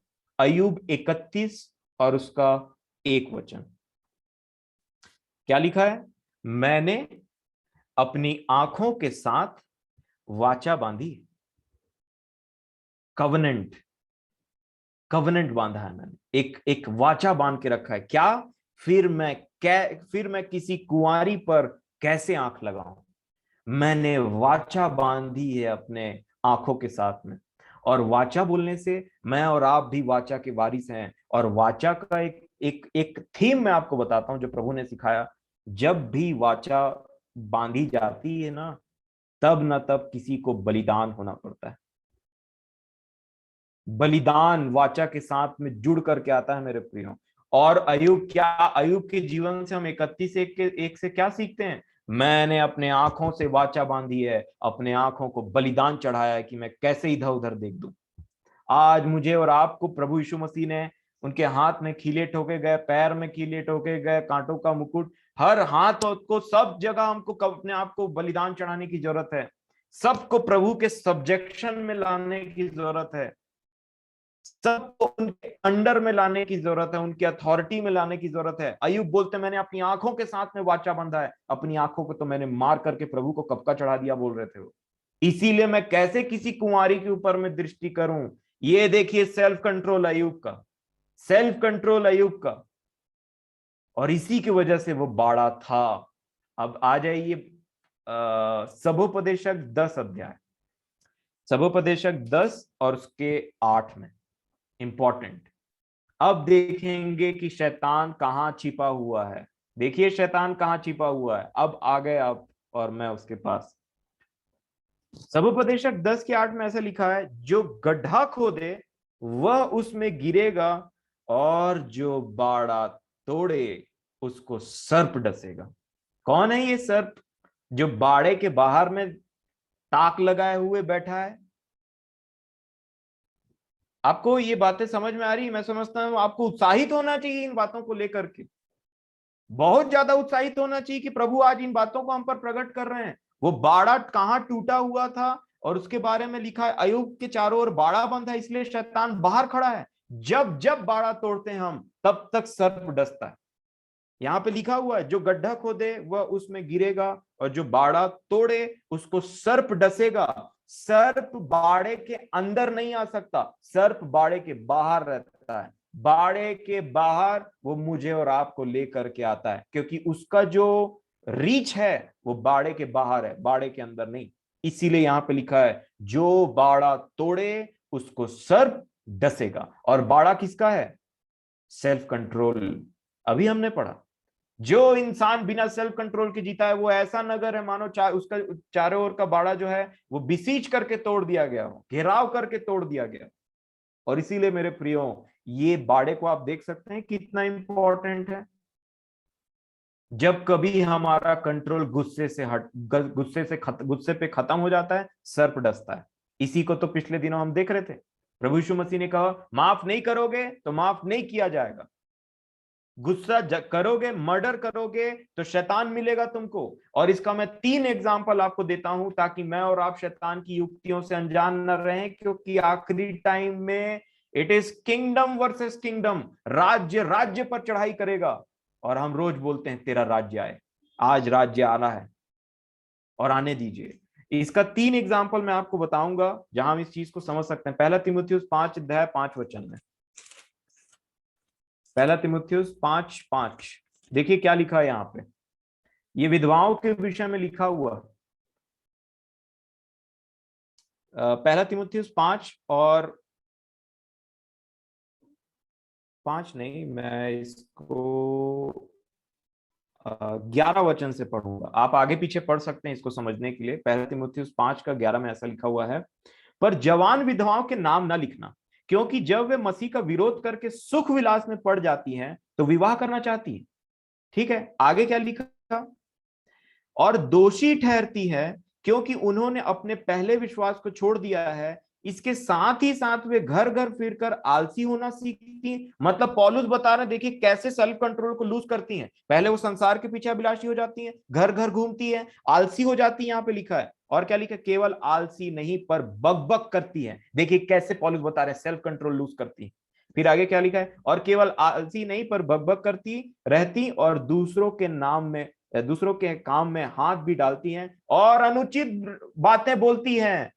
और इसका परिणाम पौलुस ने क्या बताया, इसलिए मैं यह चाहता हूं कि जवान विधवाएं विवाह करें और बच्चे जने और घर बार संभालें और किसी विरोधी को बदनाम करने का अवसर न दें, क्योंकि कई तो बहकर शैतान के पीछे हो चुकी है। देखिए शैतान का कनेक्शन कहां से कहां आ रहा है, उनके कंट्रोल लूज करने की वजह से शैतान के पीछे वो होली बकबक करना, अभिलाषी हो जाना, दूसरों के काम में हाथ डालना, ये उनके विषय में लिखा है। पहला एग्जाम्पल। दूसरा एग्जाम्पल, दूसरा कुरंथियों अगर आप दूसरा अध्याय और 10 वचन 10 और 11, माफ करने के विषय में हमने पहले भी देखा था। क्या लिखा है यहाँ पे, जिसका तुम क्षमा करते हो उसे मैं भी क्षमा करता हूं, क्योंकि मैंने भी जो कुछ क्षमा किया है, यदि किया हो तो तुम्हारे कारण मसीह की जगह में होकर क्षमा किया है, कि शैतान का हम पर दाव न चले, क्योंकि हम उसकी युक्तियों से अनजान नहीं। माफ नहीं करोगे तो बाड़ा टूटेगा, और बाड़ा टूटा तो बाहर में वो इंतजार कर रहा है डसने के लिए। इसीलिए यहां पे लिखा है, देखिए पैटर्न को समझिए। 10 को और 11 को मैं फिर से पढ़ता हूं, शैतान कैसे आएगा। जिसका तुम कुछ क्षमा करते हो उसका मैं भी क्षमा करता हूं, क्योंकि यही सही है, क्षमा करना जरूरी है। क्योंकि मैंने भी जो कुछ क्षमा किया है, यदि किया हो तो तुम्हारे कारण मसीह की जगह में होकर क्षमा किया है। अगर हम क्षमा नहीं करेंगे एक दूसरे को तो किसका दाव चलने लग जाएगा, लिखा है यहाँ पे कि शैतान का हम पर दाव न चले, क्योंकि हम उसकी युक्तियों से अनजान नहीं। उसकी युक्ति से जो अनजान है वही उसमें फंसता है और उसी को वो डसने पाता है। परंतु जो उसकी युक्ति से अनजान नहीं है, प्रभु मेरे को और आपको उसकी युक्तियों से बिल्कुल उसके उसके कामों से पर्दाफाश कर रहे हैं मेरे प्रियो। ये बहुत बड़ी ज्योति आ रही है आज हमारे ऊपर में। मैं नहीं जानता आप में से कितने लोग इस चीज के लिए सतर्क हैं और इस चीज को किस तरीके से लेते हैं, परंतु मेरा विश्वास जरूर है कि आप हमेशा की तरह इन वर्ड्स को आदर और इज्जत देते हैं ताकि ये आपके जीवन में कार्य कर सके। इफिसियों की पत्री में फिर बोला, इफिसियों की पत्री और 4 अध्याय, इफिसियों 4, पूरा इसकी सूची हमने पिछले दिनों में स्टडी किया था, पर मैं फिर से आपको इस बात को स्मरण दिलाना चाहूंगा। 26 लिखा है, क्रोध तो करो पर पाप मत करो, सूर्य अस्त होने तक तुम्हारा क्रोध ना रहे और न शैतान को अवसर दो। क्योंकि जहां हमने कंट्रोल खोया क्रोध के ऊपर में, शैतान बाड़े के बाहर में खड़ा है और वहीं डसने के लिए वो रेडी है। और इन बातों के द्वारा हमें सीखना चाहिए मेरे प्रियो, सिर्फ क्रोध की बात नहीं है, लिखा है करप्ट टॉकिंग, फिर करप्ट फालतू के जोक मारना, फालतू की बातों को करना, गॉसिप करना, चोरी करना, जो भी प्रभु को ग्रहण नहीं है उसमें हमने जहां सेल्फ कंट्रोल खोया। पैसों को लेकर के बड़े सावधान रहने की आवश्यकता है हमें। वो दूसरा स्वामी प्रभु ने हमें चिता करके कहा, जहां हमने कंट्रोल खोया सर्प डसा। और मैंने आपको एग्जाम्पल बताया कि कैसे वो काम करता है। प्रभु इन सारी बातों को हम पर प्रकट कर रहे हैं कि जिन भी क्षेत्रों में हमने सेल्फ कंट्रोल को खोया है, प्रभु हमारी सहायता करें कि वो जो बाड़ा अय्यूब के चारों ओर था, जिसकी वजह से शैतान जो है वो बाहर में खड़ा था, सब चीज है, पावरफुल है, जहर भी है अंदर में, परंतु डस नहीं पा रहा है, क्योंकि उस बाड़े को पार नहीं कर सकता। और वो बाड़े को कैसे तोड़वाता है? मेरे और आपके द्वारा। हमको किसी ऐसे चीजों में फंसाता है जहां हम कंट्रोल लूज करते हैं। आज आप देखिए कैसे, मतलब पहले के लोग रात में जल्दी सो जाया करते थे और सुबह जल्दी उठ जाते थे। अभी टोटली अलग हो गया। अभी कुछ कुछ जो फूड डिलीवरी ऐप है ना, जो खाना पहुंचाते हैं, वो रात में 3-3 बजे भी खाना पहुंचाते हैं, क्योंकि उनको पता है कि अभी के लोग रात वाले। और रात में 3 बजे पहुंचाते हैं खाना।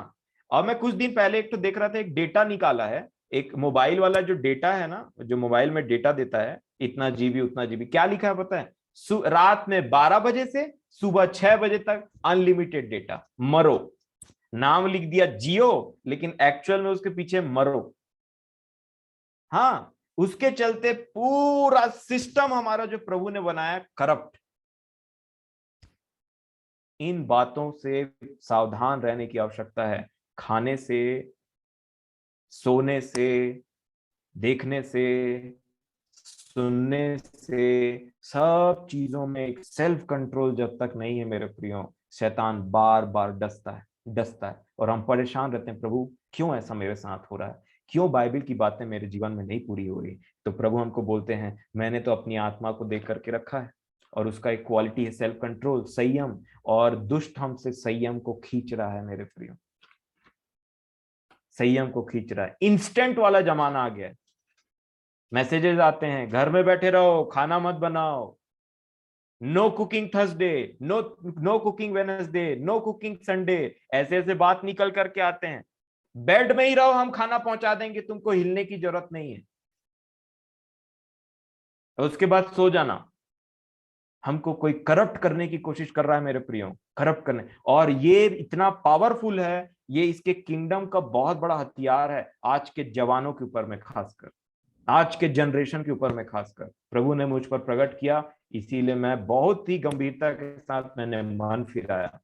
आखिरी बात जो मैं बोलना चाहूंगा, आज प्रभु परमेश्वर पिता अपनी आत्मा के द्वारा मुझे और एक बात बोलते हैं, और वो पाया जाता है उत्पत्ति की पुस्तक 4 अध्याय में, जो उन्होंने कैन से कहा था। कैन, आज फिर परमेश्वर पिता मुझसे और आपसे कहते हैं जो उन्होंने कैन से कहा था। उत्पत्ति 4 और 7, उत्पत्ति 4 अध्याय उसका 7 वचन, आखिरी वचन। परमेश्वर पिता कहते हैं, क्योंकि कैन का मन कड़वा हो गया था और उसने अपने भाई के विषय में डाह किया था, उसको पसंद नहीं आया कि मेरा जो भेंट है वो ग्रहण नहीं किया गया और मेरे भाई का ग्रहण किया गया, और उसका पाप हृदय से स्टार्ट हुआ। पिछले दिन हमने देखा था मर्डर के विषय में, एक्चुअल मर्डर किसको बोलते हैं, यहां से स्टार्ट होता है। यीशु ने कहा यहां से स्टार्ट किया, और यहां कंट्रोल नहीं होने की वजह से, मतलब मन में कंट्रोल नहीं होने की वजह से उसका हाथ उठा। और इससे पहले कि उसका हाथ उठता, परमेश्वर पिता ने उसे सेल्फ कंट्रोल के बारे में बताया था। बेहतरीन बात, उत्पत्ति 4:7 में ऐसा लिखा है, कैन यदि तू भला करे तो क्या तेरी भेंट ग्रहण ना की जाएगी, और यदि तू भला ना करे तो पाप द्वार पर छिपा रहता है, उसकी लालसा हमेशा तेरी ओर है। पाप की लालसा लालसा हमेशा मेरे और आपकी ओर है, क्योंकि it is kingdom versus kingdom, राज्य राज्य पर चढ़ाई करेगा। हमेशा पाप की लालसा मेरे और आपके ऊपर में। अब जूम मीटिंग में डेली आ रहे हैं तब तो और ज्यादा है, तब तो और नहीं छोड़ने वाला। हमें लिखा है कि यदि तू भला न करे तो पाप द्वार पर छिपा रहता है, और उसकी लालसा तेरी ओर है, तेरी ओर है। उसकी लालसा है, पाप की एक लालसा है, और वो लालसा कहां पे, और पाप कहां पे? क्या लिखा है?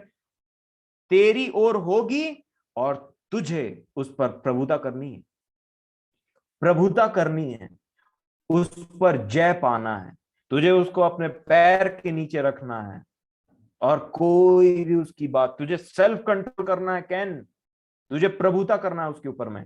इसीलिए लिखा है प्रकाशित वाक्य में, क्या लिखा है यहाँ पे? प्रभुता करनी ही लिखा है ना, परमेश्वर पिता ने उसे कहा। यीशु मसीह बोलते हैं, जो जय पाए, जो जय पाए वही मेरा, बाकी उसका। जय के बिना काम नहीं चलेगा। हमने पिछले दिनों देखा प्रकाशित वाक्य में, उन्होंने अपनी गवाही और यीशु के लहू के द्वारा जय पाया। आज प्रभु और मुझे अपने सेल्फ कंट्रोल की आत्मा देने जा रहे हैं। क्या आप रिसीव करेंगे? क्या आज आपको लगता है आपने और मैंने कुछ अपने जीवन के क्षेत्रों में सेल्फ कंट्रोल को खो दिया है मेरे प्रियो?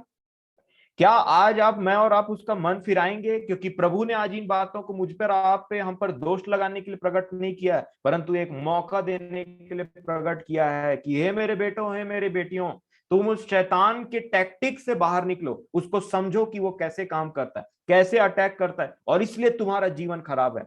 और इसके बाद में मुझे और आपको पवित्र आत्मा हमारी सामर्थ के साथ में मदद करेगा, अगर मेरा और आपका विश्वास ऐसा है तो अनुग्रह देगा। लेकिन उसके लिए हमको बहुत सारी चीजों को अपने जीवन में ना बोलना पड़ेगा। प्रभु, हम बकवास की बातों को सुनेंगे भी नहीं और ना ही करेंगे। हम अपना मोबाइल और ये सब जितने टेलीविजन, ये मोबाइल है, उसमें अननेसेसरी अपना टाइम व्यतीत नहीं करेंगे। हम इन चीज को कंट्रोल करेंगे प्रभु जी। परंतु आज हम निर्बल हैं। हमने बहुत समय से अपने आप को बिना सेल्फ कंट्रोल के चलाया है, इसलिए दुष्ट की युक्ति और शक्ति आज हम पर प्रबल है। और मेरे प्रियो, अगर आज हम इस चीजों का मन फिराव करते हैं तो परमेश्वर पिता आज हमें ग्रहण करने के लिए तैयार हैं और अपनी वो आत्मा देने के लिए तैयार हैं। लिखा है, ये सेल्फ कंट्रोल एक आत्मा है, आत्मा का फल है। तो जो बिना सेल्फ कंट्रोल की जीता है वो शैतान के गुण है। अगर क्या लिखा पौलुस ने? परमेश्वर ने हमें भय की आत्मा नहीं, मतलब भय की आत्मा है, भय की आत्मा नहीं दी है। भय एक आत्मा है, शरीर से नहीं लड़ पाएंगे आप। परंतु क्या लिखा, क्या दिया है? प्रेम की आत्मा। प्रेम एक आत्मा है क्योंकि परमेश्वर प्रेम है। पावर एक आत्मा है, सामर्थ एक आत्मा है। और क्या लिखा? संयम एक आत्मा है। संयम की आत्मा असंयम की आत्मा को बाहर निकाल करके फेंकती। और परमेश्वर की आत्मा संयम की आत्मा है मेरे प्रिय, जो बहुतों के पास में नहीं है। आइए हम परमेश्वर पिता से अपने पूरे मन से इस बातों का पश्चाताप करें और मांगे परमेश्वर पिता से कि प्रभु आज हमें सेल्फ कंट्रोल दीजिए आप, ताकि वो जो बाड़ा है वो हमारे चारों ओर में रहे और शैतान जो बाहर है वो हमें कभी डस ना पाए और हमेशा आपको बोले, कंप्लेन करे, तूने बाड़ा बांधा है ना, तूने बाड़ा बांधा है, कैसे डसूंगा मैं उसको, कैसे मैं उस पर काम करूंगा। और मेरे प्रियो, आज प्रभु हमसे बातचीत कर रहे हैं, इसका मतलब आज हमें वो अपनी सामर्थ देना चाहते हैं, परंतु अपने आप का इनकार करना पड़ेगा, क्रूस पर चढ़ाना पड़ेगा, अपने कुछ हैबिट्स को निकाल करके फेंकना पड़ेगा, अपने कुछ आदतों पे कंट्रोल करना पड़ेगा, अपने आप को, क्या लिखा वहां पे, डिसिप्लिन करना पड़ेगा, नहीं तो डिस्क्वालीफाई हो सकते हैं मेरे प्रियो, डिस्क्वालीफाई हो सकते हैं। कहाँ कितना बोलना है, कितना नहीं बोलना है, इसको कंट्रोल करना पड़ेगा हर जगह। इसीलिए आइए सर झुकाएं और परमेश्वर पिता से इन विषयों के लिए प्रार्थना करें कि प्रभु आज हमें एक मन फिराव का जीवन दे और इस सेल्फ कंट्रोल में हमारी सहायता करें। हाथों को जोड़ेंगे और बड़े आदर के साथ में प्रभु को यहाँ पे जान करके हम प्रार्थना करेंगे। सर्वशक्तिमान पिता परमेश्वर, बड़े आदर के साथ में धन्यवादी मन को प्रकट करते हुए प्रभु यीशु मसीह के नाम से आते हैं। प्रभु जी, खुदावन बाप, आप एक ऐसे पवित्र, प्रेमी और दयालु और क्षमा की खान है प्रभु जी। आप एक ऐसे परमेश्वर पिता हैं जो आप बिल्कुल भी नहीं चाहते कि हम नाश हो जाएं। आपने देखा है कि किस प्रकार दुष्ट का बहुत बड़ा गढ़ है हमारे जीवन में, जिसको आप इन दिनों तोड़ रहे हैं। आपकी करुणा, आपकी सामर्थ, आपकी दया प्रभु जी, इसका कोई तुल्य नहीं है। प्रेमी पिता जी, आपने हम पर प्रकट किया है और हम इन गुनाहों को, इन बातों को मानते हैं कि हमने बहुत सारे विषयों में अपने जीवन से सेल्फ कंट्रोल को खोया है, हमने संयम को खोया है प्रभु जी। हमने जानबूझ करके और अनजाने में बहुत सारे क्षेत्रों में अपने जीवन में संयम को खो डाला है। देखने में हमने संयम खोया, खाने में हमने संयम खोया है, सोने में हमने संयम खोया है, सुनने में हमने संयम खोया है, अपने जीवनों के बोलने में हमने संयम खोया है, अपने जीवनों के बहुत सारे क्षेत्रों में प्रभु जी हमने बहुत ही लापरवाही बरती है प्रभु जी, बहुत ही लापरवाही बरती। परंतु धन्य है आप प्रभु यीशु मसीह के नाम से कि हे मेरे परमेश्वर, आप हमसे प्रेम करते हैं। अपनी ताड़नाओं से, अपनी बातों से आज आपने हमारे जीवन में उजाला किया, ज्योति दी है प्रभु जी इन मार्गों को, हमें दिखाया है कि हम कहाँ गलत जा रहे हैं। मैं आपसे दया चाहता हूँ, मैं और मेरा परिवार आपसे विनती करते हैं खुदावन बाप, हम इस दुष्ट के राज्य में से बाहर निकलना चाहते हैं। हम तड़पते हैं, हम कराते हैं प्रेमी पिताजी, क्योंकि जब हम देखते हैं कि हमारा जीवन वचन के अनुसार नहीं हो पाता है किन्हीं क्षेत्रों में, हमारे अंदर जो आपने आत्मा दी है वो तड़पती, वो कराती है स्वामी। हम जानते हैं कि हमने बलवा किया है, हमने हमने आपकी बातों को नहीं माना, और उसका रीजन ऐसा हुआ प्रभु जी, उसका रिजल्ट ऐसा हुआ है कि हम बंदवाई में गए हैं। हे प्रेमी पिताजी, हमने बहुत सारे क्षेत्रों में सेल्फ कंट्रोल को खोया है, और हम जान गए हैं मेरे प्रेमी पिताजी कि आप दयावंत हैं, और आप बोल रहे हैं कि यहाँ से निकलो। आपने हाथ बढ़ाया है क्योंकि आप प्रेमी परमेश्वर पिता हैं। यीशु मसीह ने हमें बताया है कि किस प्रकार हम अगर आपकी ओर फिरते हैं तो आप हमें उस उड़ाऊ पुत्र के समान में गले लगा लेते हैं। आप सामर्थ्य देते हैं अपनी पवित्र आत्मा का मेरे खुदावन बाप, कि मेरे बच्चे उन बातों से निकल सकें। आप सामर्थ्य देते हैं, आप अनुग्रह करते हैं, आप अपनी आत्मा को भेजते हैं हमारे जीवन में, जो संयम की आत्मा है, जो शक्ति की आत्मा है, जो प्रेम की आत्मा है, जो विश्वास की आत्मा है। प्रेमी पिताजी, मैं आज आपके सामने में गिड़गिड़ाता हूं, अपने सरों को झुका करके हम सब आपके सामने में गिड़गिड़ाते हैं कि हमें क्षमा करते हैं प्रभु यीशु मसीह के नाम से। हमें क्षमा करें खुदावन बाप, हमें क्षमा करें, और उस सेल्फ कंट्रोल को वापस दें प्रभु जी। वो चारों ओर का बाड़ा आप हमारे चारों ओर बनाएं। हमें हिम्मत दें कि हम अपनी उन आदतों से निकल सके जिसको हम नहीं करना चाहते, परंतु हम अपने सेल्फ कंट्रोल को खोने की वजह से उनके गुलाम हो गए। परंतु आपने कहा तुम सत्य को जानोगे और सत्य तुम्हें स्वतंत्र करेगा। आपने अपनी आत्मा को भेजा हमें छुड़ाने के लिए। आपने हम पर दया किया, आज अपने अपने जीवित कलाम, जीवित वचनों को हमारे बीच में रखा है। आपकी भेड़ जितने भी हैं प्रभु जी, हम उन आपका शब्द सुनती है और आपकी बातों को मानती है प्रभु जी। हम पर दया करें, हम पर तरस खाएं। प्रेमी पिता परमेश्वर, आप हमारे जीवनों में और भी ज्यादा प्रकाशन दें, ताकि मैं और मेरे प्रिय जिन जिन विषयों में अपने सेल्फ कंट्रोल को खो चुके हैं, और आप उन विषयों में हमें ज्योति दें प्रभु जी, कि हम उन विषयों में उन उन उन ज्योति को पाकर के आपके अनुग्रह में, आपके पवित्र आत्मा की सामर्थ्य से बड़े विश्वास के साथ में चलने वाले हो सके। खुदावंद बाप, हम पर तरस खाएं। प्रेमी पिताजी, आपने दिखाया है कि किस प्रकार अगर हमारे जीवन में सेल्फ कंट्रोल नहीं होगा तो हम कैसे शैतान जो बाड़े के बाहर में है, वो सर्प, वो हमें डसेगा। आपने चेतावनी दी है खुदावंद बाप, इस चेतावनी को पा करके उस एथलीट के समान में, उस योद्धा के समान में, जो हर बातों में संयम रखता है, हमारे उठने बैठने, खाने पीने, देखने, सोचने, विचारने, सबों पर आपका राज्य आए मेरे स्वामी। सबों पर आज आपका राज्य आए। प्रेमी पिताजी, मेरा पूरा विश्वास है कि आज हमें आप इन बातों से आजादी दे रहे हैं। मेरा पूरा विश्वास, मेरे परिवार का पूरा विश्वास है कि आज आप हमें आजाद कर रहे हैं, क्योंकि आपने ये बातों को, अपनी अनमोल बातों को यूं ही नहीं बताया। प्रेमी परमेश्वर पिता, हम इस संसार की रीति पर ना चलें, और ना जैसा संसार जीवन बिताता है शरीर के अनुसार, हम उनमें से ना हो, परंतु आपकी आत्मा की सामर्थ को पा करके आपके आत्मा के चलाए चलें खुदावंद बाप, ताकि जहाँ पे आप हैं वहां पे हम पहुंच सकें, और उस प्रकार से पवित्रता का जीवन जी सकें। हमारी मशालों में हमेशा तेल और आग रहे प्रभु जी, ताकि प्रभु यीशु मसीह जब भी आए हम तैयार पाए जाएं। उसी तैयारी को आप जो हमारे कराते हैं, हम तो इस चीज के लिए बहुत ही ज्यादा योग्य हैं स्वामी। वो आप ही हैं जो आप हम पर दया करते हैं, अपनी इतनी अनमोल बातों को बताते हैं, और अपने राज्य में शामिल करना चाहते हैं जो विरोधी के उस राज्य को तबाह कर दे। हे खुदावन बाप, प्रभु यीशु मसीह ने हमें बताया कि अंतिम दिनों में राज्य राज्य पर चढ़ाई करेगा। आपका राज्य हमारे जीवन में आए स्वामी, हम पर दया करें। उन दुष्ट आत्माओं को, उन बुरी आत्माओं को जो हमारे जीवन में डसने का काम करती, कब्जा करने की काम करती, हमारे घरों में वो आलस की आत्मा प्रभु जी, वो असंयम की आत्मा, सब प्रभु यीशु मसीह के नाम से जाती रहें। आप हम पर दया करें, हमारे विश्वास को बढ़ाएं कि हम इससे निकल जाएं। मेरा पूरा भरोसा सिर्फ और सिर्फ प्रभु यीशु मसीह के नाम से आप पर है। हम सबका भरोसा प्रभु यीशु मसीह के नाम से आप पर है।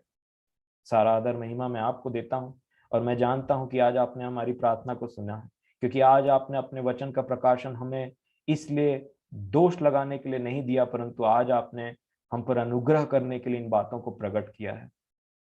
हे प्रेमी परमेश्वर पिताजी, हम पर दया करें। मैं जानता हूं कि आज आपने हमारी प्रार्थना को सुन लिया है और आज अपने वचन के अनुसार आज से आप हमारे जीवनों को चलाने के लिए अपना अनुग्रह, अपनी सामर्थ आत्मा की भेजेंगे प्रभु जी, और हम उसके द्वारा चलेंगे। प्रेमी पिता जी, आपने वचन में कहा कि जब कभी तुम मेरा शब्द सुनो तब अपने मनों को कठोर मत कर लेना। प्रभु जी, आज जितने भी कठोर मन है, जितने भी ठोस मन है प्रभु जी, उन सबों को आप नरम करें प्रभु जी, ताकि आपका वचन उसमें बोया जाए। सारा आदर महिमा बड़े विश्वास के साथ प्रेमी प्रभु यीशु मसीह के नाम से बड़े धन्यवाद के साथ मैं मांगता हूँ। आमीन।